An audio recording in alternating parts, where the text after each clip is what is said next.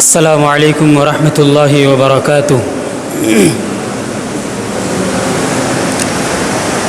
ان الحمد للہ نحمده ونستعینه ونستغفره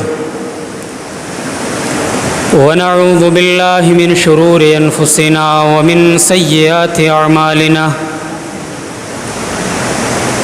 من يهده الله فلا مضل له ومن يضلل فلا هادي له،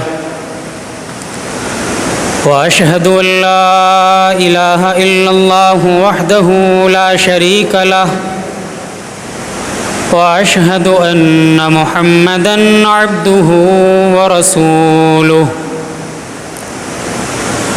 أما بعد فإن خير الحديث كتاب الله، وخير الهدي هدي محمد صلى الله عليه وسلم،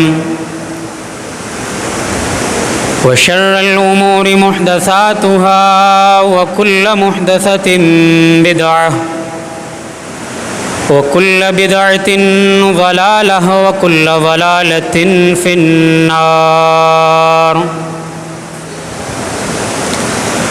فأعوذ بالله السميع العليم من الشيطان الرجيم، بسم الله الرحمن الرحيم۔ يا أيها الذين آمنوا قوا أنفسكم وأهليكم نارا وقودها الناس والحجارة عليها ملائكة غلاظ شداد لا يعصون الله ما أمرهم ويفعلون ما يؤمرون۔ وقال الله تعالى في مقام آخر: إن الله لا يغير ما بقوم حتى يغيروا ما بأنفسهم، وإذا أراد الله بقوم سوءا فلا مرد له وما لهم من دونه من وال۔ معزز مکرم علماء کرام، بزرگان دین، نوجوانان ملت اسلامیہ، گھروں پر موجود ملت کی ماؤں اور بہنوں، اللہ رب العالمین کا فضل اور اس کا احسان ہے، اس کی مہربانی ہے کہ اس نے ہمیں اپنے مبارک گھروں میں سے ایک مبارک گھر میں جمع ہو کر کے کچھ سننے سنانے، کچھ سیکھنے سکھانے، کچھ سمجھنے اور سمجھانے کا موقع فراہم کیا۔ رب العالمین ہمارے یہاں پر بیٹھنے کو قبول فرمائے، رب العالمین ہماری جائز تمناؤں کو قبول فرمائے، اور جو ذمہ داران حضرات اس فاؤنڈیشن کو لے کر کے آگے چل رہے ہیں، رب العالمین ان کے کاندھوں کو مضبوط کرے اور ان کو کما حقہ اپنی ذمہ داری نبھانے کی توفیق عطا فرمائے۔ محترم حاضرین، جیسا کہ آپ جانتے ہی ہیں کہ مجھے اصلاح معاشرہ کے حوالے سے چند باتیں آپ تک پہنچانی ہیں۔ انشاءاللہ العزیز میں معاشرے کی اصلاح کے حوالے سے چند باتیں آپ تک رکھوں گا۔ رب العالمین مجھے اور آپ کو ان باتوں پر عمل کرنے کی توفیق عطا فرمائے۔ حاضرین کرام، معاشرے کے اندر، سماج کے اندر، سوسائٹی کے اندر جو خرابیاں، جو بگاڑ، یا جو برائیاں پائی جاتی ہیں انہی خرابیوں کو، انہی برائیوں کو، انہی غلط چیزوں کو دور کرنے کا نام اصلاح معاشرہ ہے۔ ہمارے گاؤں میں، ہمارے قصبے میں، ہمارے شہر میں جو بھی غلط کام پائے جاتے ہیں، جو بھی خرابیاں پائی جاتی ہیں، انہی خرابیوں کو دور کرنے کا نام اصلاح معاشرہ ہے۔ اصلاح معاشرہ کے حوالے سے دو باتیں ہمیشہ ہمیں یاد رکھنا چاہیے۔ پہلی بات تو یہ کہ اگر ہم اصلاح معاشرے کی بات کر رہے ہوں، سماج کو سدھارنے کا کام کرنے کی پلاننگ کر رہے ہوں، یا پھر کام کرنے کی سوچ رہے ہوں، تو اس بات کا ہمیں بخوبی دھیان رکھنا چاہیے۔ اور اصلاح معاشرے کے حوالے سے سب سے پہلا جو قدم ہے، سب سے پہلا جو اسٹیپ ہے، وہ یہ ہے کہ ہم پہلے اپنی اصلاح کریں۔ ہر انسان پہلے اپنی اصلاح کرے، اپنے آپ کو سدھارے، اپنے اندر تبدیلی پیدا کرے، تبھی وہ اصلاح معاشرہ کی بات کرے۔ کیونکہ یہ قانون ہے کہ اللہ رب العالمین نے کبھی بھی کسی معاشرے کو یا کسی قوم کو نہیں بدلا ہے جب تک اس نے اپنے آپ کو بدلنے کی فکر نہیں کی ہے۔ اللہ رب العالمین نے سورہ رعد کی آیت نمبر 11 کے اندر بیان فرمایا، ان اللہ لا یغیر ما بقوم حتی یغیروا ما بانفسہم۔ اللہ رب العالمین کا یہ وعدہ ہے کہ اللہ نے آج تک اس قوم کی حالت نہیں بدلی ہے، اللہ نے آج تک اس سماج کو نہیں سدھارا ہے، اس سماج کے لوگوں کو تبدیل نہیں کیا ہے جنہوں نے اپنے آپ کو تبدیل کرنے کی فکر پیدا نہیں کی ہے، جنہوں نے اپنے آپ کو بدلنے کی فکر پیدا نہیں کی ہے، اپنے آپ کو بدلنے کی پلاننگ نہیں بنائی ہے۔ کبھی بھی اللہ نے ایسے لوگوں کی اصلاح نہیں فرمائی ہے، ایسے لوگوں کو کبھی بھی اللہ رب العالمین نے راہ حق پر گامزن نہیں کیا ہے۔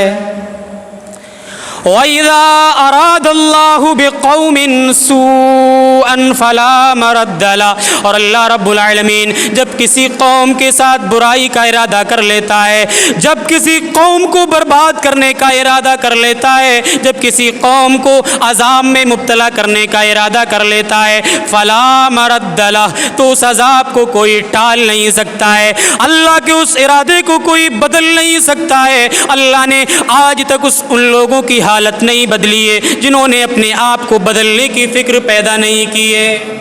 یہ یاد رکھیں ہمیشہ، اگر اصلاح معاشرے کی بات ہم کر رہے ہیں، معاشرے کے اندر تبدیلی پیدا کرنا چاہ رہے ہیں، معاشرے میں، سماج میں تبدیلی کا ماحول پیدا کرنا چاہ رہے ہیں، بگاڑ کو، خرابیوں کو دور کرنا چاہ رہے ہیں، تو سب سے پہلے ہمیں اپنی اصلاح کرنا پڑے گی، تبھی معاشرہ سدھرے گا۔ کیونکہ معاشرہ ہم سے اور آپ سے بنا ہے، معاشرے میں ہم رہتے ہیں اور آپ رہتے ہیں، اگر ہم اپنے آپ کو نہیں بدلیں گے تو معاشرہ نہیں سدھرے گا۔ اللہ رب العالمین نے قرآن مجید کے اندر بیان فرمایا، أَتَأْمُرُونَ النَّاسَ بِالْبِرِّ وَتَنْسَوْنَ أَنفُسَكُمْ، اے لوگو کیا تم دوسرے لوگوں کو تو بھلائی کا حکم دیا کرتے ہو، دوسرے لوگوں کو تو نیکی کا حکم دیا کرتے ہو، دوسروں کو تو بہت کوستے ہو، دوسروں پر بہت زیادہ الزام لگاتے ہو کہ فلاں کے بچے ایسے ہیں، فلاں کے بیٹے ایسے ہیں، فلاں کی بیٹیاں ایسی ہیں، فلاں کے گھر کی عورتیں ایسی ہیں۔ کیا کبھی تم نے اپنے گھر میں جھانک کر کے دیکھا ہے؟ کبھی تم نے اپنے گریبان میں جھانک کر کے دیکھا ہے؟ اللہ نے ایک اصول بنا دیا، ایک اصول بنا کر کے ہمیں اور آپ کو آگاہ کر دیا، أَتَأْمُرُونَ النَّاسَ بِالْبِرِّ، اے لوگو کیا تم دوسروں کو تو بھلائی کا حکم دیا کرتے ہو، دوسروں کو تو مسجد سے جوڑنے کی باتیں کیا کرتے ہو؟ کیا کبھی تم نے اپنے گریبان میں جھانک کر کے دیکھا ہے، اپنے نفس کا محاسبہ کر کے دیکھا ہے کہ نہیں دیکھا ہے؟ دوسروں کو حکم دینے سے پہلے اپنے اندر جھانکو، اپنے گھر میں جھانکو، اپنے پریوار میں جھانکو، ہمارے گھر کے لوگ کتنے اچھے ہیں۔ چوراہوں پہ کھڑے ہو کر کے لمبی زبانوں سے ہم دوسرے کے بچوں کو بہت کوستے ہیں، اس کا بچہ ایسا، اس کا بچہ ایسا، فلاں ایسا، فلاں ویسا۔ ہم اپنے گھر میں پہلے جھانکیں تبھی معاشرے کی اصلاح ہوگی۔ اللہ نے کبھی بھی ایسے معاشرے کی اصلاح نہیں کی ہے، کبھی بھی ایسے لوگوں کو نہیں سدھارا ہے جنہوں نے پہلے اپنے آپ کو بدلنے کی فکر نہیں پیدا کی ہے۔ ایک دوسری چیز، آپ لوگ گفتگو نہ کریں، بات چیت نہ کریں، اتنا قیمتی وقت ہے، اتنی بہترین محفل ہے، خاموشی سے دو چار باتیں سن لے، انشاءاللہ فائدہ ہو جائے گا، ثواب بھی مل جائے گا۔ کوئی ادھر گھوم رہا ہے، کوئی ادھر بات کر رہا ہے، کوئی آ رہا ہے، کوئی جا رہا ہے، پتہ نہیں کیا تماشا بنا رکھا ہے۔ یہ چیزیں مناسب نہیں ہوتی ہیں دینی محفلوں میں۔ سنجیدگی سے باتیں سن لیں، ہو سکتا ہے کہ کوئی بات اثر کر جائے اور یہاں پر بیٹھنے کا ہمارا فائدہ ہو جائے، لہذا جو باتیں سنیں سنجیدگی سے سنیں، انشاءاللہ فائدہ ہوگا۔ اصلاح معاشرے کے حوالے سے ایک دوسری بات، اگر ہم نے لوگوں کی اصلاح کا کام نہیں کیا، معاشرے کے اندر برائیاں، خرابیاں، بے حیائیاں، بے پردگیاں سب عام ہو رہی ہیں، بڑھتی جا رہی ہیں، اگر ہم نے اصلاح کا کام نہیں کیا تو اللہ کا عذاب آ جائے گا۔ یہ قانون فطرت ہے اللہ کا کہ جس سماج کے لوگ، جس قوم کے لوگ نہیں سدھرے ہیں، برائیوں میں مبتلا ہو گئے ہیں، عیاشیوں میں اور زناکاری کے اڈے پر جانا اپنا معمول بنا لیا ہے، تو ایسی قوم پر، ایسے لوگوں پر اللہ کا عذاب آنا طے ہے۔ اللہ نے سورہ محمد کے اندر فرمایا، وَإِن تَتَوَلَّوْا يَسْتَبْدِلْ قَوْمًا غَيْرَكُمْ ثُمَّ لَا يَكُونُوا أَمْثَالَكُمْ۔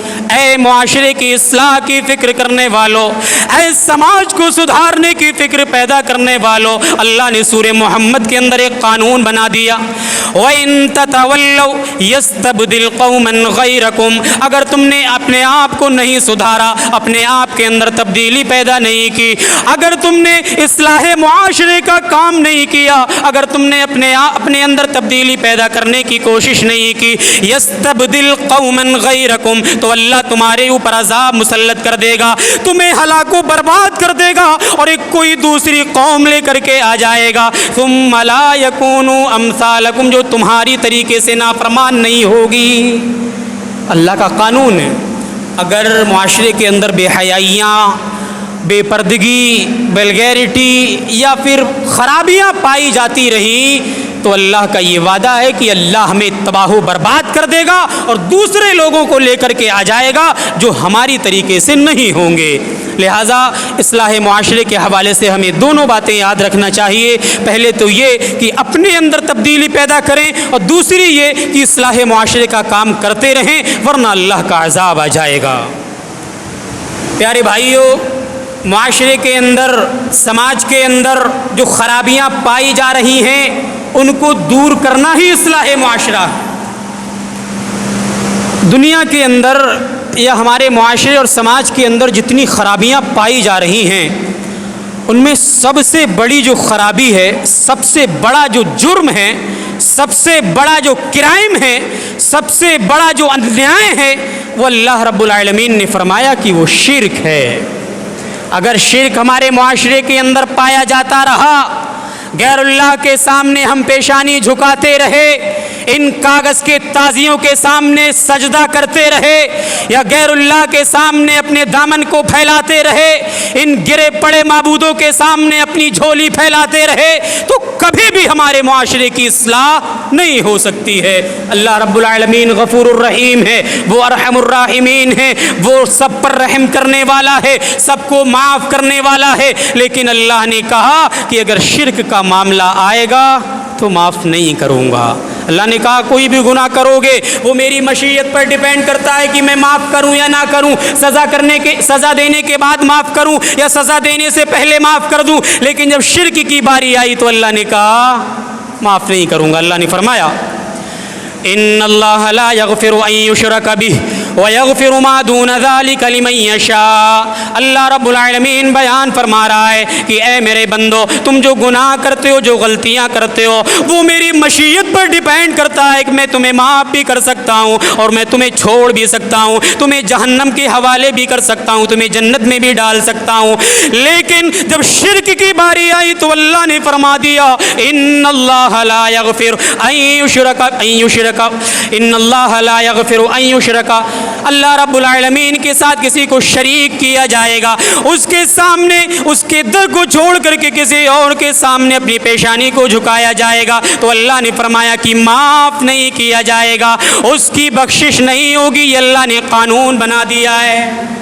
شرک کے علاوہ اللہ رب العالمین جس گناہ کو بھی چاہے معاف کر دے، لیکن شرک کی باری آئی تو اللہ نے کہا معاف نہیں ہوگا۔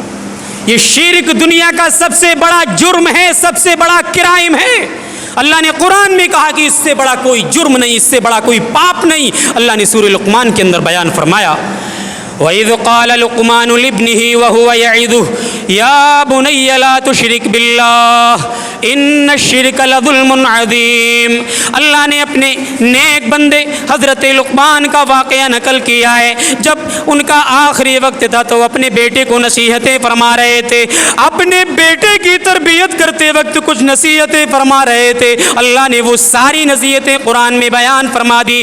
10 نصیحتیں اللہ کے نیک بندے حضرت لقمان نے اپنے بیٹے کو نصیحتیں کی تھی۔ ان 10 نصیحتوں میں سب سے پہلی یہ نصیحت کی، یا بنی لا تشرک باللہ، اے میرے بیٹے اللہ کے ساتھ کسی کو شریک مت کر بیٹھنا، حالات کیسے بھی آ جائیں، تمہارے گھر میں شادی ہو جانے کے بعد اولاد آئے یا نہ آئے، اللہ تمہیں اولاد سے نوازے یا نہ نوازے، کالے پیلے دھاگوں پر بھروسہ مت کر لینا، اللہ کے علاوہ کسی غیر کے در پر مت جانا، کسی دوسرے کے سامنے جھولی مت پھیلانا۔ یہ حضرت لقمان نے اپنے بیٹے کو نصیحت کی۔ اس کے بعد فرمایا، ان الشرک لظلم عظیم، اے میرے بیٹے یہ شرک دنیا کا سب سے بڑا گناہ ہے، سب سے بڑا جرم ہے۔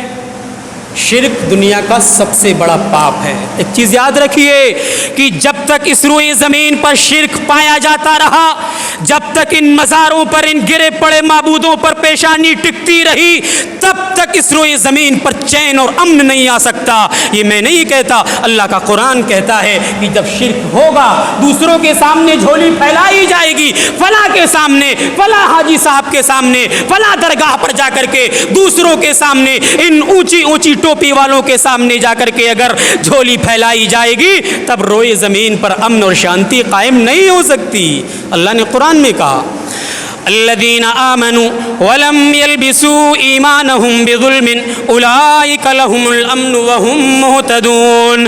جو لوگ ایمان لے کر کے آئے، جو اللہ کے نیک بندے، جو ایمان والے، انہوں نے ایمان لانے کے بعد اپنے ایمان میں شرک کی ملاوٹ نہیں کی، ظلم کی ملاوٹ نہیں کی، اللہ نے فرمایا اولئک لہم الامن، یہی لوگ امن میں ہیں، یہی لوگ شانتی میں ہیں۔ امن اور شانتی کن لوگوں کے لیے ہے؟ جو شرک نہیں کرتے ہیں، جو اللہ کو صرف اپنا حقیقی معبود مانتے ہیں، اللہ کے در کو چھوڑ کر کے کسی پر بھی بھروسہ نہیں کرتے ہیں، ایسے لوگوں کے لیے اللہ نے کہا امن ہے، شانتی ہے، سکون ہے، اطمینان ہے۔ اگر شرک روئے زمین پر پایا جائے گا تو اللہ کی قسم، یہ اللہ کا وعدہ ہے کہ زمین پر، اس دھرتی پر کبھی بھی امن اور شانتی بحال ہو ہی نہیں سکتی۔ یہ شرک اللہ رب العالمین کے مقام و مرتبے کو کم کر دیتا ہے۔ یعنی جو لوگ شرک کرتے ہیں، غیر اللہ کے سامنے جا کر کے جھکتے ہیں، ان کاغذ کے اور مٹی کے معبودوں کے سامنے یا تازیوں کے سامنے اس مبارک پیشانی کو اگر جھکاتے ہیں تو گویا کہ انہوں نے اللہ رب العالمین کے مقام کو نہیں سمجھا ہے، اللہ کی قدر کو نہیں سمجھا ہے، اللہ کی منزلت کو نہیں سمجھا ہے، اللہ کے مقام و مرتبے کو بھلایا ہے، اسی لیے وہ شرک کرتے ہیں۔ اللہ نے سورہ حج کی آخری آیتوں میں بیان فرمایا، یا ایھا الناس ضرب مثل فاستمعوا له ان الذين تدعون من دون الله لن يخلقوا ذبابا ولو اجتمعوا له۔ اے لوگو، ایک مثال اللہ رب العالمین بیان فرما رہا ہے، ایک مثال دی جا رہی ہے، فاستمعوا له، اس کو غور سے سنو، کان لگا کر کے سنو، ادھر ادھر کی چیزوں کو چھوڑ کر کے اس مثال کو غور سے سنو۔ اللہ نے قرآن میں فرمایا، ان الذین تدعون من دون اللہ، اللہ کے علاوہ جن لوگوں کو بھی پکارا جاتا ہے، اللہ کے علاوہ جن کے بھی سامنے ہاتھ پھیلایا جاتا ہے، اللہ کے علاوہ جن لوگوں کے بھی سامنے جھولی پھیلائی جاتی ہے، اللہ ان کی حقانیت کو بیان کر رہا ہے. لن يخلقوا ذبابا ولو اجتمعوا له, یہ سارے کے سارے لوگ مل کر کے ایک مکھی بھی پیدا نہیں کر سکتے, ایک مکھی کے جسم میں جان بھی نہیں ڈال سکتے. مکھی پیدا کرنا تو بہت بڑی بات ہے, مکھی کے اندر جان ڈالنا تو بہت بڑی بات ہے. وَإِن يَسْلُبْهُمُ الذُّبَابُ شَيْئًا لَا يَسْتَنقِذُوهُ مِنْهُ, اگر یہ مکھی ان معبودوں سے کوئی چیز اٹھا کر کے چلی جائے, ان کے اوپر سے کوئی چیز اٹھا کر کے لے جائے, لا يَسْتَنقِذُوهُ مِنْهُ, یہ اس سے چھین بھی نہیں سکتے, یہ اس سے لے بھی نہیں سکتے. ان کی تو یہ حقیقت ہے. اس کے بعد اللہ رب العالمین فرما رہا ہے ضعف الطالب والمطلوب, جس سے مانگا جا رہا ہے وہ بھی کمزور ہے, جو مانگنے والا ہے وہ بھی کمزور ہے.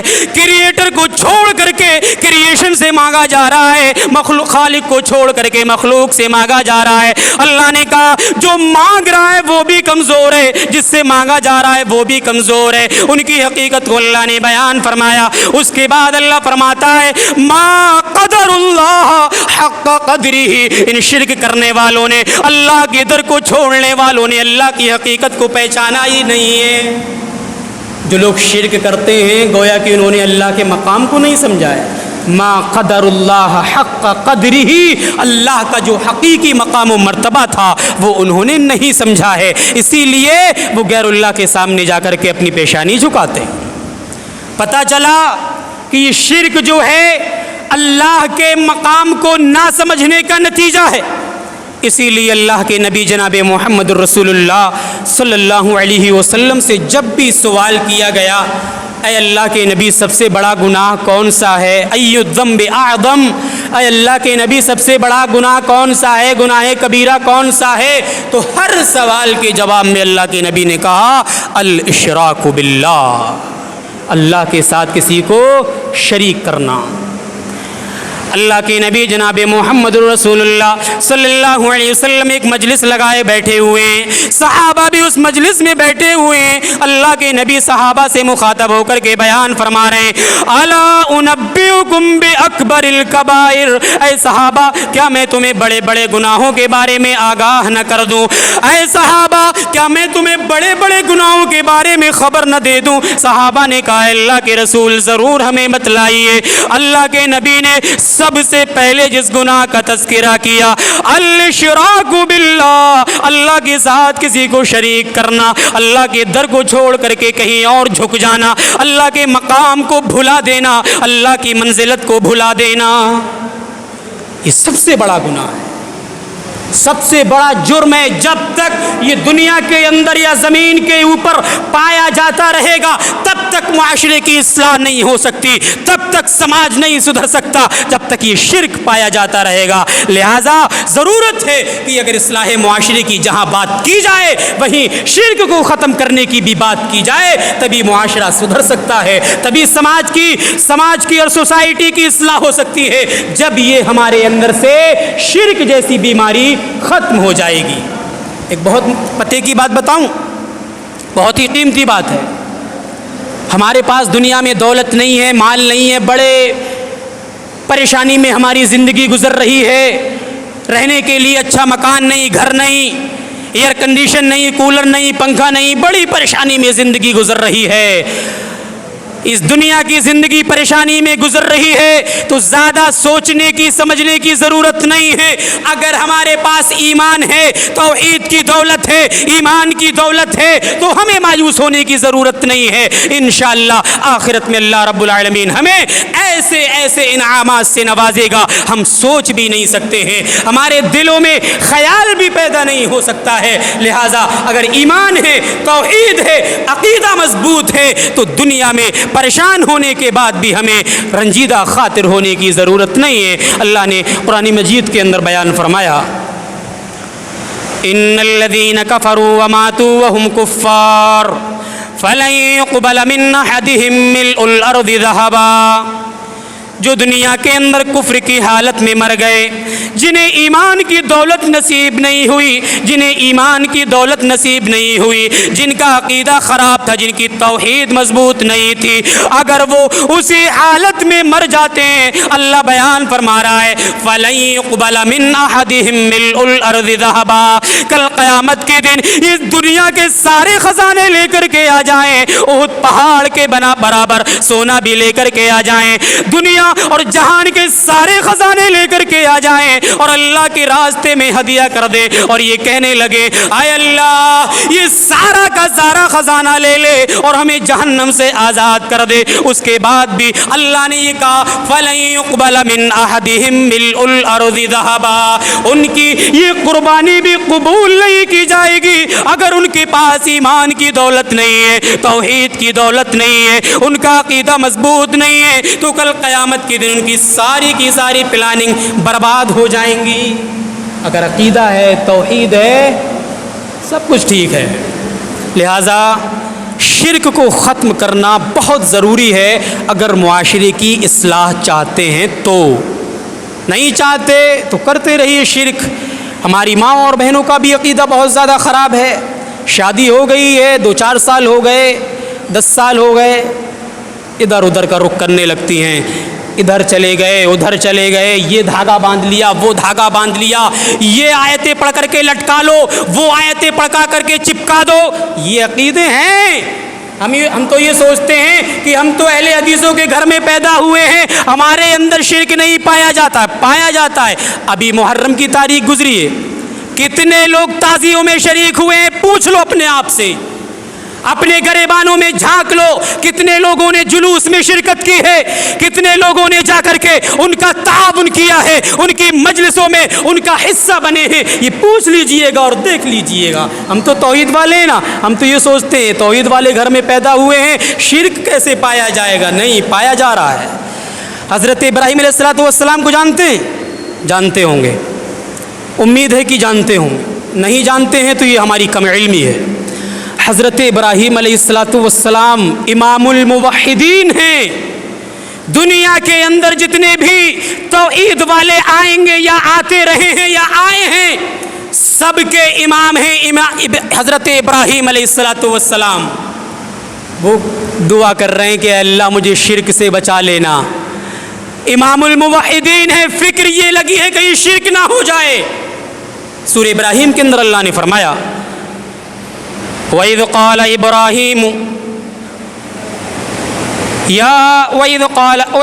إِبْرَاهِيمُ رَبِّ اجْعَلْ هَذَا الْبَلَدَ آمِنًا وَاجْنُبْنِي وَبَنِيَّ أَن نَّعْبُدَ الْأَصْنَامَ۔ یاد کرو اس وقت کو جب حضرت ابراہیم علیہ السلام نے اللہ کی بارگاہ میں ہاتھ پھیلائے، اللہ کی بارگاہ میں ہاتھ پھیلا کر کے دعا کر رہے ہیں۔ میرے بھائیوں، نوجوان ساتھیوں، امام الموحدین ہیں، پھر بھی کیا دعا کر رہے ہیں؟ اے اللہ تو مجھے اور میری ذریت کو، میری آل و اولاد کو شرک سے بچا لینا، بتوں کی پرستش سے بچا لینا، اے اللہ مجھے بھی بچا لینا، میرے چلے جانے کے بعد میری آل و اولاد کو بھی شرک سے بچا لینا۔ امام الموحدین ہیں حضرت ابراہیم علیہ السلام، ساری چیزیں ہونے کے باوجود بھی دعا فرما رہے ہیں اے اللہ میرے جیتے جی مجھ سے شرک نہ ہونے پائے، اے اللہ یہ بہت بڑا ظلم ہے، بہت بڑا گناہ ہے، بہت بڑا کرائم ہے، اے اللہ مجھ سے شرک نہ ہونے پائے، میری ذریت سے شرک نہ ہونے پائے۔ دعا کر رہے ہیں۔ ہمیں تو پہلے تو دعا کی توفیق نہیں ملتی، شرک سے بچنے کی دعا کیا کریں گے؟ بھائیوں، بزرگوں، نوجوان ساتھیوں، کہنے کا مقصد یہ ہے کہ اگر معاشرے کی اصلاح چاہتے ہیں تو شرک سے بچنا بہت زیادہ ضروری ہے، ورنہ معاشرے کی اصلاح نہیں ہو سکتی ہے، سماج نہیں سدھر سکتا ہے، معاشرے کے لوگ نہیں سنبھل سکتے ہیں جب تک ہمارے اندر سے شرک جیسی بیماری ختم نہیں ہوگی۔ ایک دوسری چیز، اگر معاشرے کی اصلاح کرنا چاہ رہے ہیں، سماج کو سدھرتا ہوا دیکھنا چاہ رہے ہیں، سماج کی اصلاح کرنے کا جذبہ دل میں لے کر کے بیٹھے ہیں، تو لوگوں کو نمازی بناؤ، اپنے گھر میں نماز کا ماحول پیدا کرو، اپنے محلے میں نماز کا ماحول پیدا کرو، اپنی بستی میں نماز کا ماحول پیدا کرو، اگر نماز کا ماحول پیدا ہو گیا، لوگ مسجدوں کے قریب آنے لگے، مسجدوں سے جڑنے لگے، وعظ و نصیحت میں بیٹھنے لگے، دعوت و تبلیغ کے کاموں کا شوق ابھرنے لگا، امام کے ساتھ جڑنے لگے، اماموں کی تقریریں سننے لگے، دروس میں شامل ہونے لگے، تو یاد رکھیے گا کہ معاشرے کی اصلاح ممکن ہے اور معاشرہ سدھر سکتا ہے۔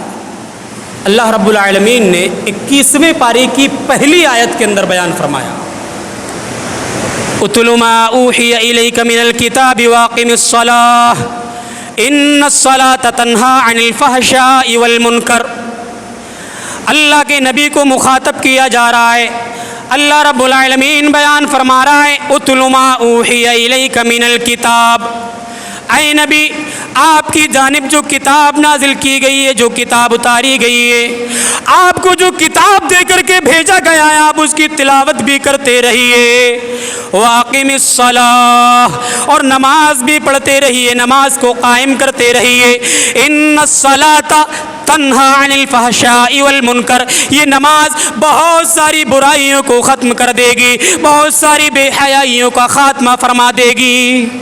نماز پڑھنے والا بہت ساری برائیوں سے بچ جاتا ہے۔ معاشرے کے لوگ بھی کہتے ہیں یہ تو بہت بڑا نمازی ہے، اس نے ایسا کام کر دیا، یعنی کہ سماج کے لوگوں میں بھی نماز کی ویلو ہے، نمازی کی اہمیت ہے۔ اگر کسی نیک آدمی نے کوئی غلط کام کر دیا یا ہو گیا، پھر دیکھیں آپ معاشرے کے اندر چرچے، محلوں میں بدنامی، اور چوراہوں پہ کھڑے ہو کر کے اس کے نام کے پرچار دیکھیے۔ اگر کوئی نیک آدمی غلط کام کر دے یا ہو جائے، کوئی عالم کر دے، پھر تو ماشاءاللہ زبانیں ہی لمبی ہو جاتی ہیں۔ یہ پتہ نہیں ہے کہ ایک عالم بھی انسان ہے، آپ ہی کی طرح ایک انسان ہے، اس سے بھی غلطی ہو سکتی ہے، غلط کام ہو سکتا ہے۔ اگر امام صاحب سے غلط کام ہو گیا، پھر تو گھر کی عورتوں کی بھی زبانیں نہیں رکتی ہیں، یہ حقیقت ہے میرے بھائیوں۔ تو پتہ چلتا ہے کہ معاشرے کے اندر ایک نمازی کی ویلو ہے، نماز پڑھنے والوں کا مقام ہے کہ نماز پڑھنے والا غلط کام نہیں کرتا، ایک تصور بنا ہوا ہے۔ اگر ہم نماز پڑھنے لگ جائیں گے تو برائیوں سے رک جائیں گے، غلط کاموں سے رک جائیں گے، یہ طے ہے۔ اللہ رب العالمین نے کہا کہ نماز بہت ساری بے حیائیوں سے روکنے والی ہے۔ نماز اگر 5 وقت کی کوئی پڑھے گا، بہت سارے غلط کام سے ایسے ہی رک جائے گا۔ کھڑے ہو کر کے پیشاب کرنے سے تو کم سے کم باز آ ہی جائے گا، اسے فکر لگی رہے گی کہ مسجد جانا ہے، نماز پڑھنا ہے۔ تو یہ نماز بہت ساری برائیوں کا خاتمہ فرما دیتی ہے۔ نماز کا عادی بننا بہت ضروری ہے۔ یہ وہی نماز ہے جس کے بارے میں اللہ کے نبی جناب محمد الرسول اللہ صلی اللہ علیہ وسلم فرمایا کرتے تھے، وَجُعِلَتْ قُرَّةُ عَيْنِي فِي الصَّلَاةِ، میری آنکھوں کی ٹھنڈک نماز میں رکھی گئی ہے۔ جب میں نماز پڑھ لیتا ہوں مجھے سکون مل جایا کرتا ہے، جب میں نماز کی ادائیگی کر لیتا ہوں بہت ساری پریشانیوں کا خاتمہ ہو جاتا ہے، بہت سارے وسائل سے میں بچ جاتا ہوں۔ یہ وہی نماز ہے جس کے بارے میں اللہ کے نبی فرمایا کرتے تھے، ان اول ما یحاسب بہ العبد یوم القیامت الصلاۃ، کل قیامت کے دن جب سارے کے سارے لوگوں کا حساب لیا جائے گا، میدان محشر میں کھڑا کیا جائے گا، پوچھا جائے گا، سوالات کیے جائیں گے۔ اللہ کے نبی فرما رہے ہیں سب سے پہلے ایک بندے سے جس چیز کے بارے میں سوال ہونا ہے، جس کے بارے میں کویسچن ہونا ہے، وہ اس کی نماز ہوگی۔ اگر نماز درست نہیں نکلی، نام اعمال میں نماز کا جو خاکہ ہے وہ خالی نکلا، بھرا ہوا نہیں نکلا، آگے کی گھڑی بہت زیادہ خطرناک ہونے والی ہے میرے بھائیوں۔ مرنے کے بعد حساب سب کو دینا ہے، سب کو سوالات کے جوابات دینا ہے، اس لیے اپنی فکر پہلے آپ خود کریں، تبھی معاشرہ سدھر سکتا ہے۔ اگر ہمیں اپنے سدھرنے کی یا اپنی اصلاح کرنے کی فکر نہیں ہے تو سماج اور معاشرہ نہیں سدھر سکتا۔ سماج میں ہم ہی لوگ رہتے ہیں، ہمارے بچے رہتے ہیں، ہماری بیویاں، ہماری مائیں، ہماری بہنیں، ہمارے بزرگ، ہمارے نوجوان، ہم اور آپ سب رہتے ہیں۔ اگر ہم اپنی اصلاح نہیں کریں گے تو کیسے سماج سدھرے گا؟ تو یہ نماز بہت اہم عبادت ہے۔ اللہ کے نبی جناب محمد الرسول اللہ صلی اللہ علیہ وسلم جلدی بد دعا نہیں دیا کرتے تھے، جلدی آپ کی زبان سے بد دعا نہیں نکلا کرتی تھی، لیکن جب نماز چھوڑنے کا معاملہ آیا، جہاں آپ کی نماز چھوٹی، جن لوگوں کی وجہ سے نماز چھوٹی، آپ نے ان لوگوں کے لیے بد دعا فرمائی۔ اللہ کے رسول صلی اللہ علیہ وسلم کی حدیث ہے، غزوہ خندق کا موقع ہے، آپ کے ساتھ آپ کے صحابہ بھی غزوہ خندق میں تشریف فرما ہیں، دشمن بھی سامنے تشریف فرما ہیں، لڑائی کا ماحول بنا ہوا ہے، لوگ محاذ پر ڈٹے ہوئے ہیں، اور نماز کا وقت ہو جاتا ہے، عصر کی نماز کا وقت ہو جاتا ہے۔ اللہ کے نبی جناب محمد رسول اللہ صلی اللہ علیہ وسلم کیا دیکھتے ہیں؟ حالات بہت سنگین ہیں، لڑائی کا ماحول ہے، اگر نماز پڑھنے کے لیے گئے تو یہ دشمن حملہ بول دیں گے۔ نماز چھوٹ گئی، عصر کی جماعت چھوٹ گئی، نماز نہیں چھوٹی، جماعت چھوٹی ہے۔ نماز تو آپ نے مغرب میں قضا کر لی تھی، جماعت چھوٹی ہے۔ غزوہ خندق میں اللہ کے نبی کی جماعت چھوٹ گئی، صحابہ کرام کی جماعت چھوٹ گئی، اللہ کے نبی کو غصہ آ گیا، آپ کے چہرے انبر لال ہو گیا، آپ لال پیلے ہو گئے، اللہ کے نبی کی زبان سے بد دعا نکل گئی۔ اللہ کے نبی نے اپنی زبان مبارک سے جو الفاظ نکالے تھے وہ اللہ کے نبی نے اس حدیث کے اندر بیان فرما دیے، لا کبہم اللہ قبورہم و بیوتہم نارا، اللہ ان کے گھروں کو آگ سے بھر دے، ان کی قبروں کو بھی آگ سے بھر دے۔ شغلونا عن الصلاۃ الوسطی، انہوں نے عصر کی جماعت سے ہمیں مشغول کر رکھا ہے، عصر کی جماعت ہماری چھڑوائی ہے، اللہ ان کے گھروں کو آگ سے بھر دے، ان کی قبروں کو آگ سے بھر دے، انہوں نے ہماری عصر کی جماعت چھڑوائی ہے، اس لیے اللہ کے نبی نے ان دشمنوں کے لیے بد دعا فرمائی۔ میرے بھائیوں، اللہ کے نبی جلدی بد دعا نہیں فرمایا کرتے تھے، لیکن نماز کی اس نبی کی آنکھوں میں اتنی زیادہ اہمیت، جماعت کی اتنی زیادہ اہمیت، جماعت چھوٹ جانے پر، جماعت قضا ہو جانے پر اللہ کے نبی دشمنوں کے لیے بد دعا فرما رہے ہیں۔ افسوس کی بات ہے اسی نماز کو ہم چھوڑے بیٹھے ہیں، افسوس کی بات ہے اس نماز کی ہماری آنکھوں میں کوئی اہمیت نہیں۔ کیسے سماج سدھرے گا؟ کیسے سماج عروج پر جائے گا؟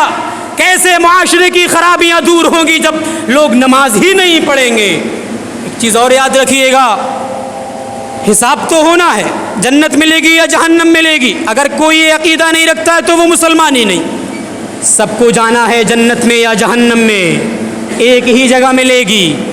جب جنت میں جانے کا لوگوں کا اعلان کر دیا جائے گا، جب جہنم میں جہنمیوں کو جانے کا راستہ دکھا دیا جائے گا تو اللہ کہے گا رکو رکو، یہیں پر ان کو ذرا گفتگو کرنے کا موقع دیا جائے گا، بات چیت کرنے کا موقع دیا جائے گا، سوالات کریں گے۔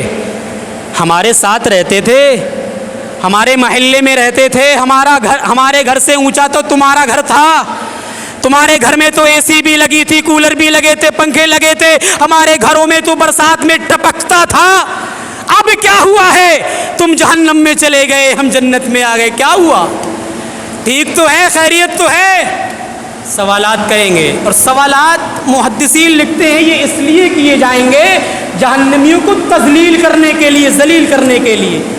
سوال کا کوئی فائدہ نہیں ہوگا، لیکن ان کو ذلیل کرنے کے لیے سوالات ہوں گے۔ کیا ہوا بھائی، خیریت؟ تو آج دنیا کا بھی یہ سسٹم ہے، انسان ذرا تھوڑا اونچے لیول کا ہو تو چھوٹے لوگوں سے ذرا اکڑ کر کے ملتا ہے، سلام بھی نہیں کرتا صحیح سے، صحیح چل رہا ہے سب ٹھیک ہے، ایسے ویسے طرز تکلم ہی بدل جاتا ہے۔ اگر اللہ تھوڑا دے دے، اچھے عہدے پر پہنچا دے، یا اچھا گھر، اچھا کاروبار دے دے، پھر تو بات ہی الگ ہے، بولنے کا انداز بدل جاتا ہے، سلام نہیں کرتے، بات چیت نہیں کرتے، لوگوں کی مجلس میں نہیں بیٹھتے۔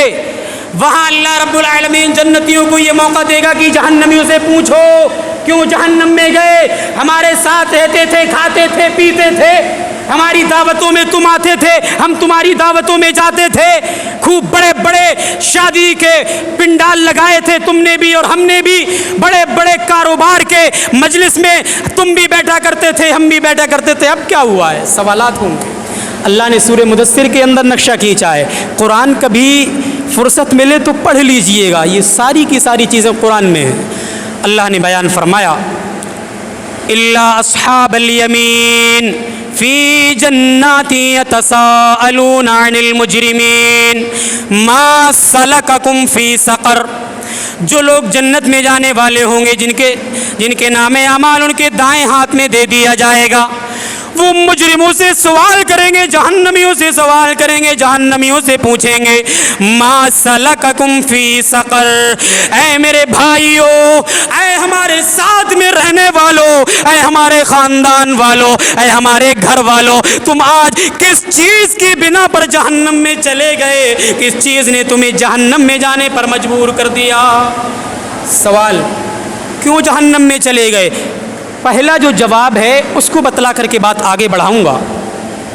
جہنمی سب سے پہلا جو جواب دیں گے وہ آپ کو یاد بھی ہوگا، لیکن مقصد ہے نصیحت کرنا، یاد دلانا۔ جہنمی سب سے پہلا جو جواب دیں گے وہ ہمارے دماغ کو کھول دینے والا جواب ہے، ہمارے ہوش کو اڑا دینے والا جواب ہے۔ بہت عیش و آرام سے سو رہے ہیں ہم نمازوں کے وقت، فجر کی نمازوں میں مسجدوں کا کیا حال ہے آپ جانتے ہیں، بتانے کی ضرورت نہیں ہے، اور دیگر نمازوں میں کیا حال ہے وہ بھی آپ جانتے ہیں۔ سب سے پہلا جو جواب جہنمیوں کا ہوگا وہ یہ، قالوا لم نک من المصلین، اے ہماری جنتی بھائیو، ہمارا یہ عمل تھا، ہم دنیا میں نماز نہیں پڑھا کرتے تھے، جب مسجد کے مینار سے آواز لگائی جاتی تھی حی علی الصلاۃ حی علی الفلاح، او لوگو آ جاؤ نماز کی طرف، او لوگو آ جاؤ کامیابی کی طرف، لیکن ایسے وقت میں ہم چائے کے ہوٹلوں میں بیٹھ کر چائے کی چسکی لیا کرتے تھے۔ اے میرے بھائیو، جب مسجد کے مینارے سے اذان کی آواز لگائی جاتی تھی ہم اپنے بیوی بچوں میں مشغول تھے، ہم اپنے گھروں میں چین کی نیند لے رہے تھے، ایئر کنڈیشن میں چین و سکون کی سانس لے رہے تھے۔ پہلا جواب ہوگا یہ، اور یہ ہمیں اور آپ دیں گے۔ اللہ نہ کرے اللہ ہمیں جہنم کے راستے کی طرف بھگا دے تو ہمارا یہی جواب ہوگا۔ لہٰذا مرنے سے پہلے سوچنے کی ضرورت ہے، مرنے کے بعد تو آپ کچھ بھی سوچتے رہیں کچھ بھی نہیں ہوگا۔ یا لیتنی کنت ترابا، آپ یہ بھی کہیں کہ اے کاش دنیا میں مٹی بن گیا ہوتا تب بھی بات نہیں بنے گی۔ اگر آپ آخرت میں یہ کہنے لگے یا لیتنی لم اتخذ فلانا خلیلا، اے کاش میں نے فلاں کو دوست نہ بنایا ہوتا تو میں نمازی بن جاتا، اگر فلاں کو میں نے دوست نہ بنایا ہوتا تو ایسا کر لیتا ویسا کر لیتا، وہاں اے کاش کرنے کے علاوہ اور کوئی لفظ زبان پر نہیں آئیں گے۔ لہذا اگر معاشرے کی، سماج کی، سوسائٹی کی اصلاح چاہتے ہیں تو سب سے پہلے اپنے گھروں میں نماز کا ماحول بنائیے، اپنے گھروں سے اصلاح کا کام کیجیے۔ اور انگلش میں ایک کہاوت ہے، charity begins at the home, نیکی کی شروعات اپنے گھروں سے کیجیے۔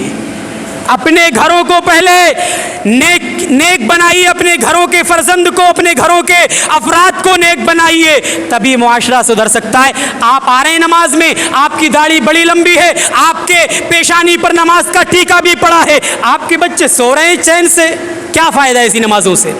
کیا فائدہ ہے ایسی مسجدوں میں آ کر کے پیشانیاں رگڑنے سے، جب ہم اپنے گھر میں اصلاح نہیں کر سکتے ہیں، اپنے بچوں کو نمازی نہیں بنا سکتے ہیں، تو ایسی نماز پڑھنے کا کوئی فائدہ نہیں۔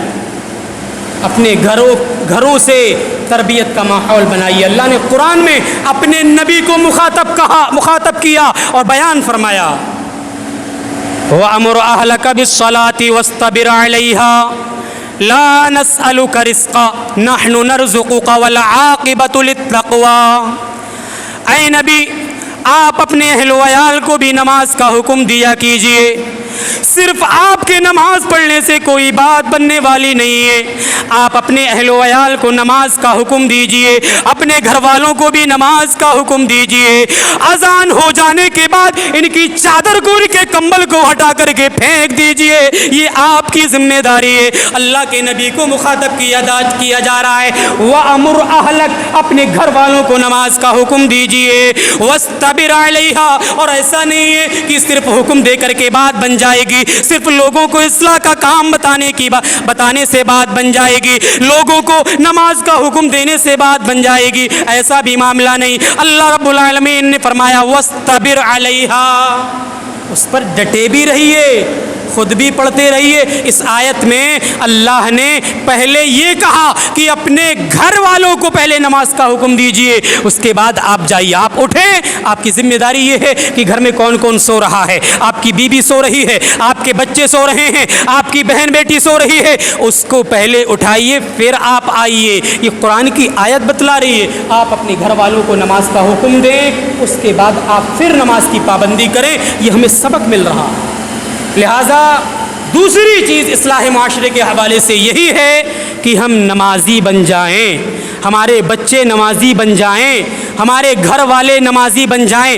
جب سب آدمی، ہر انسان یہی سوچ لے کہ ہمارے گھر کے لوگ نمازی بن جائیں تو سب لوگ سدھر جائیں گے، معاشرہ سدھر جائے گا، سارے گھر کے لوگ سدھر جائیں گے. اپنے گھر والوں کو سدھارنے کی کوشش یہ ہم کریں گے، کوئی اور نہیں کرے گا. امام صاحب جا کر کے نہیں کریں گے، یا کوئی مولوی صاحب، کوئی عالم صاحب جا کر کے نہیں کریں گے. چلو نماز پڑھ لیں، اٹھو نماز پڑھنے کے لیے چلو، چلو ایسا کر لو، چلو قرآن پڑھ لیں، چلو چلو تبلیغ میں چلو، چلو زکوٰۃ دے دو. ساری ذمہ داریاں یہ عالموں کی نہیں ہے، کچھ ہماری بھی ذمہ داریاں ہیں. اللہ نے اپنے نبی سے یہ بیان فرما کر کے پوری انسانیت کو یہ پیغام دیا ہے کہ آپ کی ذمہ داری ہے کہ آپ اپنے اہل و عیال کو پہلے نماز کا حکم دیں، اس کے بعد پھر اس پر ڈٹ جائیں. تیسری چیز اصلاح معاشرے کے حوالے سے، نوجوانوں کے اندر جو برائی اور خرابیاں، جو غلط کام، جو فحاشیاں، جو بدکاریاں پائی جا رہی ہیں، ان کو دور کرنا بہت ضروری ہے. نوجوان کسی بھی سماج کے، کسی بھی سوسائٹی کے، کسی بھی قوم کے یہ اصل ہوتے ہیں، قوم کے معمار ہوتے ہیں. اور نوجوان قوم کو آگے لے جانے میں، معاشرے کی اصلاح کرنے میں، سماج کی اصلاح کا کام کرنے میں جو کردار ادا کر سکتے ہیں وہ بزرگ نہیں کر سکتے ہیں. حضرت بلال رضی اللہ تعالیٰ عنہ جب انہوں نے کلمہ توحید کا اقرار کیا تو وہ ایک نوجوان تھے. زید بن حارثہ رضی اللہ تعالیٰ عنہ جب انہوں نے کلمہ توحید کا اقرار کیا تو یہ بھی ایک نوجوان تھے. خالد بن ولید ایک نوجوان تھے. یہ سب نوجوانوں کا جو کردار رہا ہے دین اسلام کو پھیلانے میں وہ ہماری نظروں کے سامنے ہے. اور یاد رکھیے گا نوجوانوں، آپ کا سدھار سماج کا سدھار ہے، آپ کا بگڑنا سماج کا بگڑنا ہے. اگر آپ سدھر گئے سماج سدھر جائے گا، اگر آپ بگڑ گئے تو سماج بگڑ جائے گا. یہ بہت بڑی بات ہے، اس کو آپ اپنے دامن سے باندھ لیجئے گا. نوجوانوں کی اصلاح میں ہی معاشرے کی اصلاح ہے. نوجوان کسی قوم کے اگر سدھر گئے تو یہ تختہ پلٹ سکتے ہیں. نوجوان اگر کسی قوم کے بگڑ گئے تو یہ سماج کو ذلیل و خوار کر سکتے ہیں. نوجوان اگر کسی قوم کے بیدار ہو گئے تو معاشرے کی اصلاح کا کام آسان ہو جائے گا. معاشرے میں نوجوانوں کی بھی الگ ذمہ داریاں ہیں. معاشرے کے اگر نوجوان اپنی ذمہ داری کو سمجھنے لگ جائیں تو اللہ کی قسم سماج سدھر جائے گا. آج کے ہمارے نوجوان میں کیا خرابی نہیں پائی جا رہی؟ جوا یہ کھیل رہا ہے، موبائل پر ٹائم ویسٹ یہ کر رہا ہے، زناکاری کے اڈے پر یہ جا رہا ہے، فحاشی کے اڈوں پر یہ جا رہا ہے، اور شراب نوشی کے اڈوں پر اس کی بھیڑ لگی ہوئی ہے. ہمارا نوجوان کہاں نہیں جا رہا ہے، پھر بھی دعویٰ ہے مسلمان ہیں. افسوس ہے ایسے مسلمانوں پر، افسوس ہے ایسی قوم کے نوجوانوں پر جو ساری برائیاں کرنے کے بعد بھی اپنے آپ کو مسلمان کہیں. افسوس ہے، تف ہے، لعنت ہے ایسے نوجوانوں پر جو ساری برائیاں کرنے کے بعد بھی کہیں کہ ہم پکے سچے مسلمان. یاد رکھیے گا نوجوانوں، میں آپ سے مخاطب ہوں، آپ کی رگوں میں جو خون دوڑ رہا ہے وہ بزرگوں کی رگوں میں نہیں دوڑ رہا ہے. آپ کی ہڈیاں جتنی مضبوط ہیں بزرگوں کی اتنی ہڈیاں مضبوط نہیں ہیں. آپ جو کام دین کا کر سکتے ہیں وہ بزرگ نہیں کر سکتے ہیں. اسی لیے نوجوانوں سے ایک الگ قیامت کے دن اسپیشل سوال کیا جائے گا. پوری عمر کے بارے میں تو سوال ہونا ہی ہے لیکن نوجوانوں سے الگ کیا جائے گا. اس کا بھی جواب ہمارے نوجوانوں کو دینا ہے. ترمذی کی صحیح روایت ہے, اللہ کے رسول صلی اللہ علیہ وسلم نے ایک حدیث کے اندر بیان فرمایا, لا تزول قدم ابن آدم حتی یسأل عن خمس. اللہ کے نبی بیان فرما رہے ہیں کل قیامت کے دن سارے کے سارے لوگ جب میرے پاس آئیں گے, سارے کے سارے لوگ میدان محشر میں جمع ہوں گے. اس قیامت کے دن سارے کے سارے لوگوں کو جمع کیا جائے گا تو ابن آدم سے 5 سوالوں کے جب تک جواب نہ لے لیے جائیں تب تک اس کے قدم اپنی جگہ سے ہٹ نہیں سکتے ہیں, وہ ہل نہیں سکتا ہے. اللہ کے نبی فرما رہے ہیں ہر انسان سے 5 سوالات ہونا ہے. ہر انسان سے 5 چیزوں کے بارے میں پوچھا جائے گا. اس سے کوئی بچ نہیں پائے گا, کوئی بھی انسان اس سے بچ نہیں پائے گا. اللہ کے نبی فرما رہے ہیں سب سے پہلا سوال یہ ہونا ہے عن عمرہ فیما افنا. اس کی عمر کے بارے میں سوال ہونا ہے. ہم نے تجھے 50 سالہ زندگی عطا کی تھی, 40 سالہ زندگی عطا کی تھی, 60 سالہ زندگی عطا کی تھی, تو نے اس عمر میں کیا کیا ہے؟ پوری عمر کا حساب دینا ہے.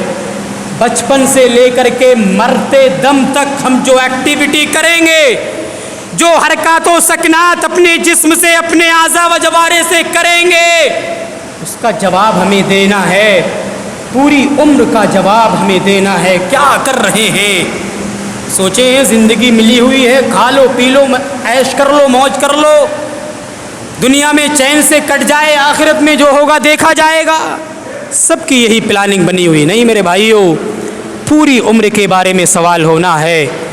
پوری عمر کے بارے میں تو سب سے سوال ہونا ہے. نوجوانوں سے بھی ایک دوسرا سوال ہونا ہے. نوجوانوں اپنی جوانی کی اہمیت کو سمجھو. معاشرے کی اصلاح تبھی ممکن ہے جب تم اپنی اصلاح کی فکر کرو گے. ایک تم سے اسپیشل سوال ہونا ہے وعن شبابہ فیما ابلاہ. نوجوانوں سے ان کی جوانی کے بارے میں سوال کیا جائے گا. ہم نے تجھے جوانی عطا کی تھی, جوانی کے دہلیز پر پہنچایا تھا. ہم نے تجھے جوانی کی دہلیز تک پہنچایا تھا.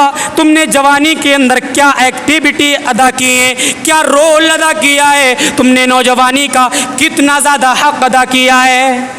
یہ سوال نوجوانوں سے ایک الگ ہونا ہے. کیا جواب دیں گے ہم؟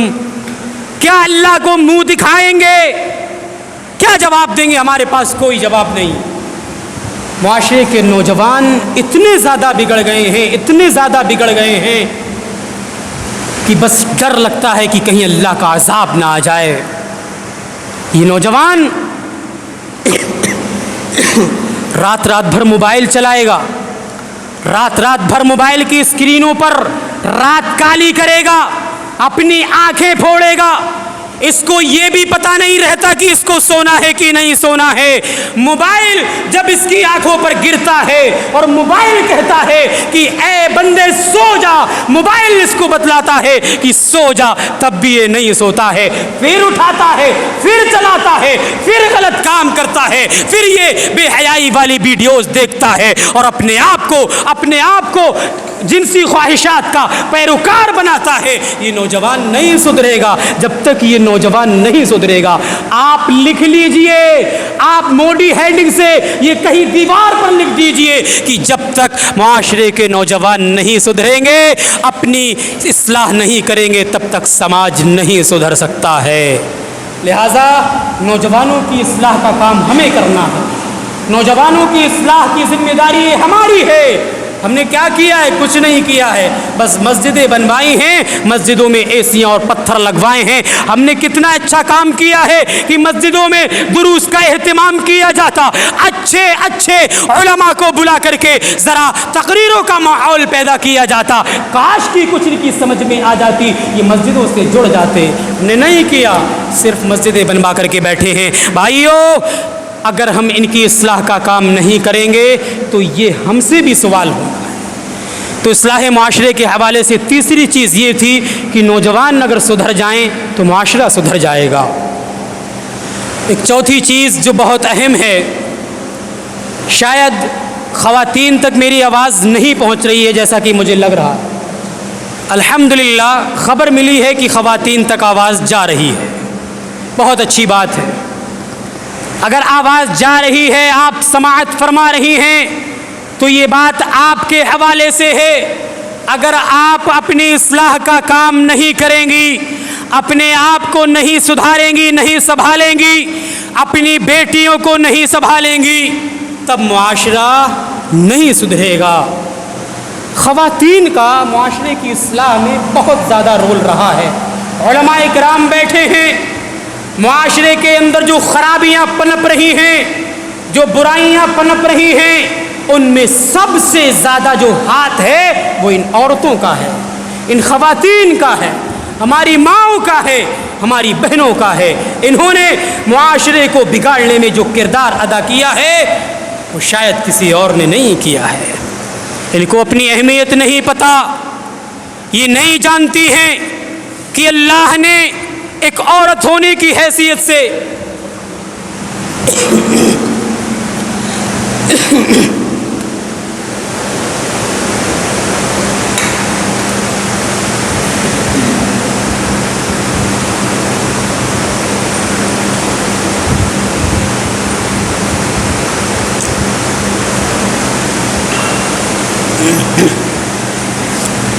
اصلاح معاشرے کی اگر جہاں ہم بات کریں تو وہیں اپنی خواتین کی طرف بھی ذرا دیکھ لیں۔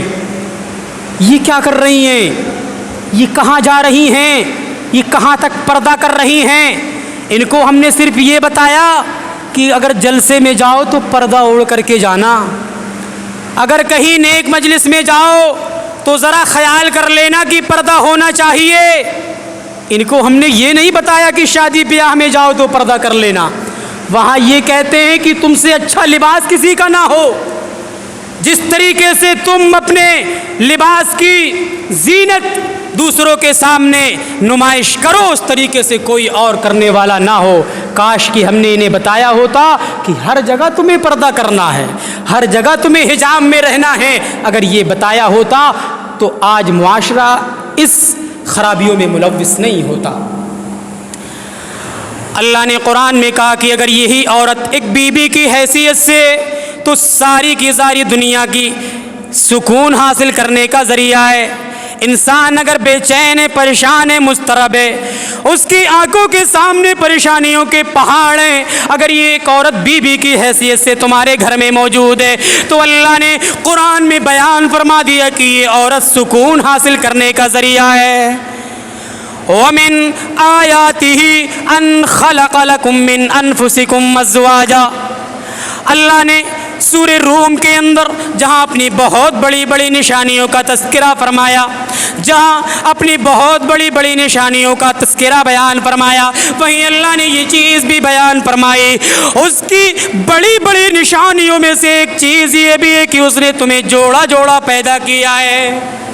تمہاری شادی کہاں ہونا ہے، کس محلے میں، کس گاؤں میں، کس قصبے میں کہاں ہونا ہے، سب اللہ نے لکھ رکھا ہے۔ اللہ نے تمہیں جوڑا جوڑا پیدا کیا ہے۔ جوڑا جوڑا پیدا کرنے کا مقصد بھی اللہ نے بیان فرمایا، لِتَسْكُنُوا إِلَيْهَا۔ اگر یہ عورت بیوی کی حیثیت سے تمہارے گھر میں موجود ہے تو یہ سکون حاصل کرنے کا ذریعہ ہے۔ تمہاری آنکھوں کے سامنے دنیا کی بہت بڑی بڑی مصیبتیں آ جائیں، تمہارے کاروبار میں گھاٹا لگ جائے، تمہیں بہت بڑی ٹینشن ہو جائے، تمہیں کوئی ذہنی بیماری میں اللہ مبتلا کر دے، کوئی جسمانی بیماری میں مبتلا کر دے، اگر یہ ایک عورت بیوی کی حیثیت سے تمہارے گھر میں موجود ہے تو یہ سکون حاصل کرنے کا ذریعہ ہے۔ آج بیویاں نیک نہیں ہیں. نیک بیویاں کہاں سے آئیں گی؟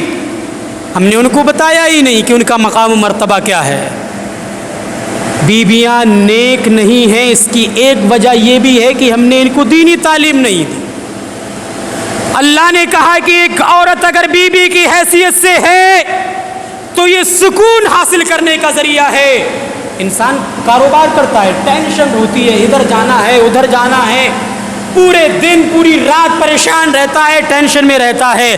لیکن اگر ایک نیک بیوی کو جب گھر میں گھستا ہوا دیکھتا ہے تو وہ خوشی کی لہر اس کے دل میں دوڑ پڑتی ہے. اللہ نے کہا ہے کہ اگر ایک عورت نیک بیوی کی حیثیت سے ہے تو تمہارے سکون کا ذریعہ ہے. نیک بیویاں اگر جن لوگوں کو میسر ہیں، جن کے گھروں میں نیک بیویاں ہیں، تو سمجھیے ان کے پاس ایک بہت بڑی دولت ہے. دنیا کی ان سے بڑی دولت کسی کے پاس نہیں ہے. یہ سکون حاصل کرنے کا ذریعہ ہے. یہ عورت اگر چاہ لے تو معاشرے کے اندر سے خرابیاں ختم ہو سکتی ہیں.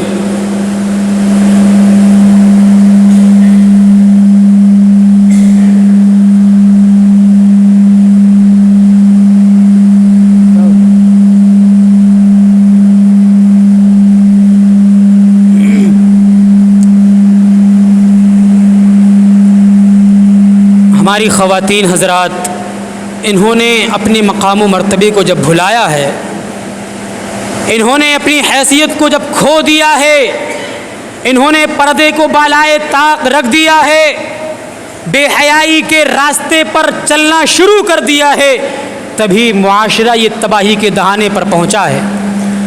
ہم اپنی مائیں اور بہنوں کو یہ جا کر کے بتلائیں کہ اللہ نے تمہارے پورے جسم کا پردہ کرنے کا بھی حکم دیا ہے، تمہیں اپنی آنکھوں کا پردہ کرنے کا بھی حکم دیا ہے، تمہاری آواز کا بھی پردہ ہے، تمہارے چلنے سے، تمہاری پیروں میں پائی جانے والی زیورات سے یا پازیب کی چھنکار کا بھی اللہ نے کہا کہ پردہ ہے. تبھی جا کر کے سماج سدھرے گا. پردے کو بالائے طاق رکھ دیا. اللہ نے کہا کہ پورے جسم کا پردہ تو کرنا ہی ہے. سورہ احزاب کے اندر اللہ نے فرمایا یا ایھا النبی قل لازواجک وبناتک ونساء المؤمنین یدنین علیہن من جلابیبہن ذالک ادنی ان یعرفن فلا یؤذین.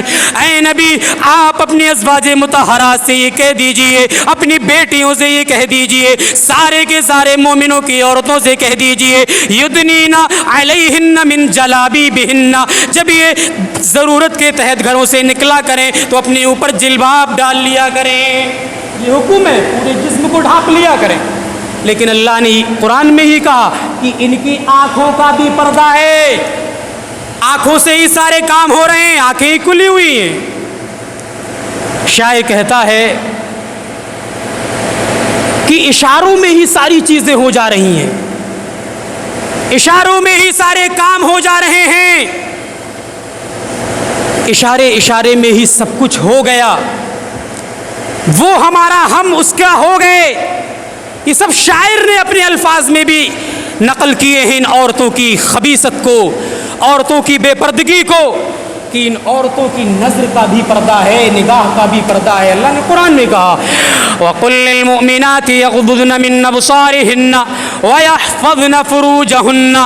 اے نبی، ان مومنہ عورتوں سے کہہ دیجئے جب یہ گھروں سے نکلا کریں تو اپنی نگاہوں کو نیچا کر کے نکلا کریں.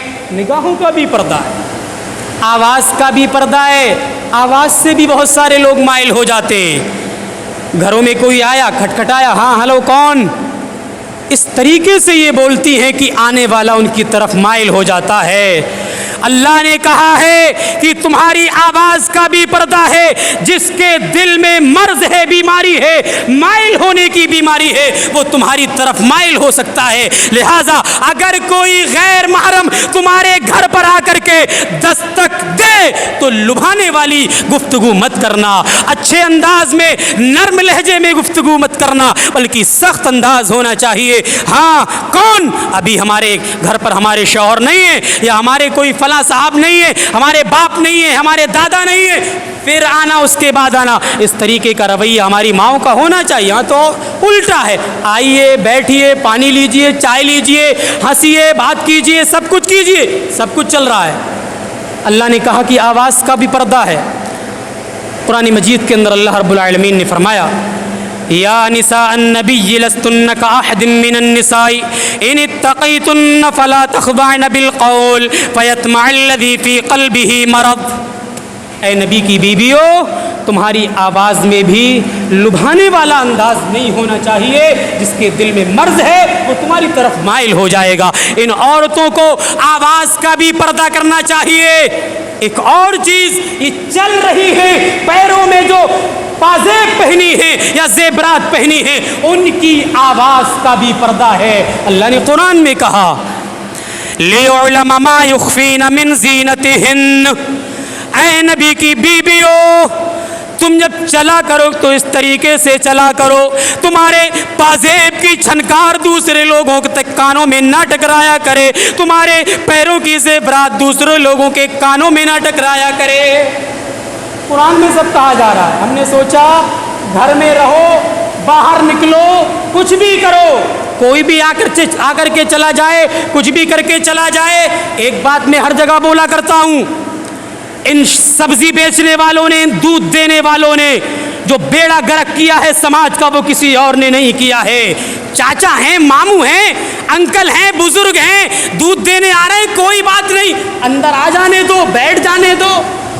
انہوں نے جو سماج کا بیڑا گرک کیا ہے، ہماری ماں اور بہنوں کو بے پردہ جو کیا ہے، وہ انہی نے کیا ہے۔ یہ سبزی بیچنے والے یہ آ جاتے ہیں صبح ہی صبح اور پورے دن چلاتے رہتے ہیں۔ یہ دودھ دینے والے یہ بھی گھر میں گھسے چلے آ رہے ہیں، گھر میں گھس کر کے دودھ دے رہے ہیں۔ ہاں ہلو، ایسا کر لو، دودھ لے لو، ویسا کر لو، پیسے دے دو، پیسے لے لو، یہ سب چل رہا ہے، سب چل رہا ہے بھائیو۔ یہ صرف کہنے کی بات نہیں ہے، یہ چل رہا ہے ہر جگہ۔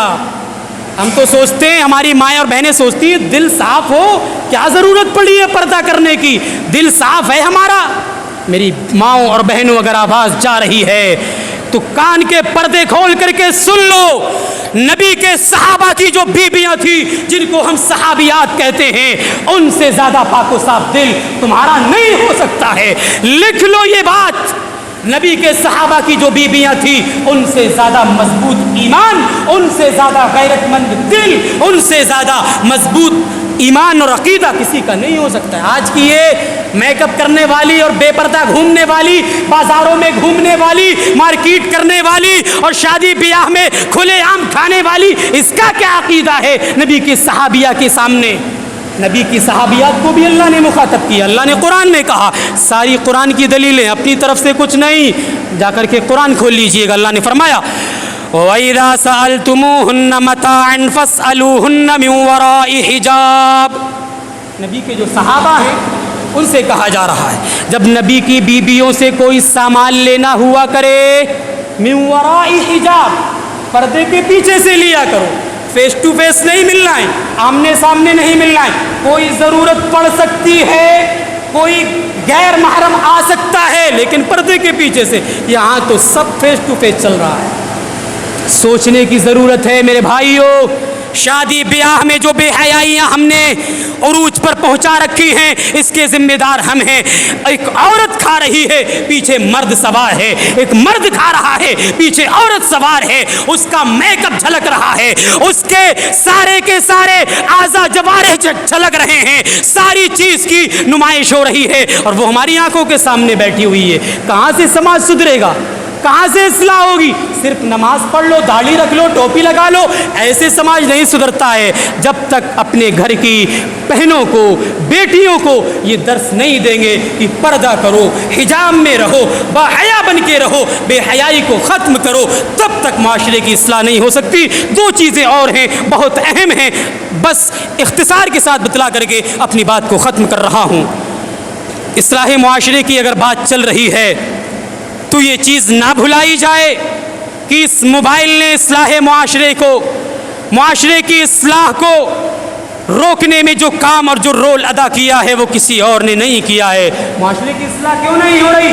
علماء کرام بیٹھے ہیں، اس موبائل نے جو ہماری قوم کا، ہماری مسلم نوجوان نسل کا، ہماری مائیں اور بہنوں کا جو بیڑا غرق کیا ہے وہ کسی اور نے نہیں کیا ہے۔ بے حیائیاں پھیلا رہے ہیں، اسٹیٹس ہو، واٹس ایپ، فیس بک، ٹویٹر، انسٹاگرام، سب پر اسٹیٹس لگا رہے ہیں بے حیائی کی تصویریں، بے حیائی والے گانے، بے حیائی والی ویڈیو۔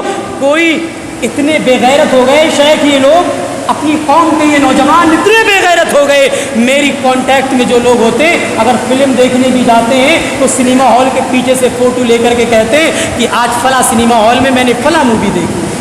نعوذ باللہ من ذالک، اپنے گناہ کا بھی پرچار کر رہے ہیں۔ اتنے بے غیرت، بے شرم، بے حیا ہو گئے آج ہم لوگ، کہاں سے سماج سدھرے گا؟ اللہ نے ایسے لوگوں کے بارے میں قرآن مجید کے اندر ایک آیت میں نقشہ کھینچا ہے، جو لوگ موبائل کے ذریعہ بے حیائیاں پھیلا رہے ہیں، واٹس ایپ کے ذریعہ، سوشل میڈیا کے ذریعہ یا کسی اور چیز کے ذریعہ بے حیائی پھیلا رہے ہیں، تو یاد رکھیے گا کہ اللہ نے ان کے لیے دنیا میں بھی اور آخرت میں بھی دردناک عذاب تیار کر رکھا ہے۔ اللہ نے فرمایا ان الذين يحبون ان تشيع الفاحشة في الذين آمنوا لهم عذاب علیم فی الدنیا والآخرہ۔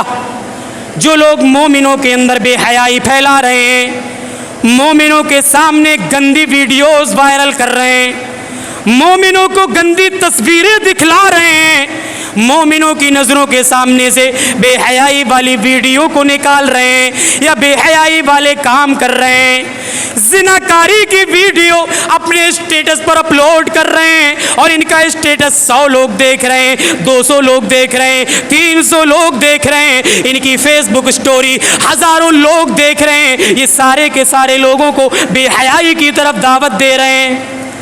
ایسے لوگوں کے بارے میں اللہ نے فرمایا لہم عذاب علیم فی الدنیا والآخرہ۔ یہ سارے کے سارے غلط کام کرنے والوں کے لیے اللہ نے اعلان کر دیا کہ دنیا میں بھی دردناک عذاب ہے اور آخرت میں بھی ان کے لیے جہنم ہے۔ اب اگر عذاب برداشت کرنے کی طاقت ہے تو لگائیے اسٹیٹس، اپلوڈ کیجیے بے حیائی والی ویڈیو۔ لہٰذا میں یہی پیغام دینا چاہوں گا کہ اس موبائل کا مس یوز نہ کریں، تبھی ہمارے معاشرے کی اصلاح ہو سکتی ہے۔ اگر معاشرے کی اصلاح کرنا ہے تو موبائل کا صحیح استعمال کرنا بہت ضروری ہے۔ آج ہمارے گھروں میں موبائل ہے، ہمارے چھوٹے چھوٹے بچوں کے پاس موبائل ہے، گیم کھیل رہے ہیں، پاگل ہو جا رہے ہیں، دیوانے ہو جا رہے ہیں، اور ایسی مثالیں موجود ہیں۔ گیم کھیلنے کے نتیجے میں انہوں نے اپنے باپ کے کاروبار کو گڈھے میں گرا دیا ہے، اپنے باپ کے کاروبار کو خسارے اور نقصان کے نتیجے پر پہنچا دیا ہے۔ یہ بچے ہمارے یہ کام کر رہے ہیں، خبر بھی نہیں ہو رہی، فری فائر کھیل رہے ہیں، نہ جانے کون کون سے گیم کھیل رہے ہیں، اور اسی طریقے سے ہماری چھوٹی معصوم بہنیں، بیٹیاں، بچیاں یہ سیریل دیکھ رہی ہیں۔ یہ سب موبائل سے ہو رہا ہے۔ خلاصہ یہ کہ اگر موبائل کا مس یوز کرتے رہے تو معاشرے کی اصلاح نہیں ہوگی۔ معاشرے کی اصلاح کرنا چاہتے ہیں، اپنے موبائل کا صحیح استعمال کریں، موبائل کے ذریعہ دین کا کام کرنے کی کوشش کریں، اپنے گھروں کے موبائل بھی چیک کریں کہ یہ کیا کرتے ہیں، کیا دیکھتے ہیں، کیا نہیں کرتے ہیں، ان کے کانٹیکٹ میں کون لوگ ہیں، تبھی اصلاح ممکن ہے۔ ایک آخری چیز، معاشرے کی اصلاح کیوں نہیں ہو رہی ہے؟ معاشرے کے لوگ کیوں نہیں سدھر رہے ہیں؟ کیوں نہیں سنبھل رہے ہیں؟ ابھی سال 2 سال پہلے اتنی بڑی وبا کورونا وائرس کے نتیجے میں اللہ نے ہماری نظروں کے سامنے ہمارے اوپر مسلط کی، پھر بھی نہیں کوئی سدھرا، پھر بھی کوئی نہیں، کسی نے رجوع کیا۔ اس سے بڑا عذاب میں سمجھتا ہوں اللہ رب العالمین کوئی اور نہیں۔ یہ بہت بڑا عذاب تھا ہمیں سدھرنے کے لیے، رجوع کرنے کے لیے، پلٹنے کے لیے، مسجدوں سے جڑنے کے لیے۔ کتنے لوگ اس وبا کا شکار ہوئے اور چلے گئے، پھر بھی ہم نہیں پلٹے، نہیں مانے۔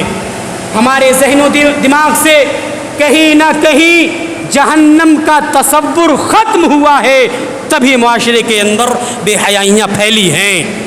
اگر جہنم کا تصور ہمارے ذہن میں ہوتا، ہمیں یہ خیال ہوتا کہ جہنم بھی کوئی چیز ہے، جانا ہے، کس کس طریقے کا اس میں عذاب ہے بیان نہیں کیا جا سکتا۔ اللہ نے کہا عذاب تو آگ کا ہی ہوگا، لباس بھی آگ کا ہوگا، بچھونا بھی آگ کا ہوگا، اور اوپر اور نیچے آگے پیچھے سب طرف آگ ہوگی۔ اللہ نے قرآن میں کہا لباس تمہارا آگ کا ہوگا، بچھونا تمہارا آگ کا ہوگا۔ لہم من جہنم مہاد ومن فوقہم غواش، تمہارا اوڑھنا بھی آگ کا، تمہارا بچھونا بھی آگ کا۔ لہم من فوقہم ظلل من النار ومن فوقہم ظلل، تمہارے اوپر بھی آگ کا سایہ ہوگا، تمہارے نیچے بھی آگ ہوگی، دائیں بائیں سب طرف آگ ہوگی۔ عذاب تو آگ کا ہی ہے، ہر طرف آگ ہوگی، پریشان ہو جائیں گے۔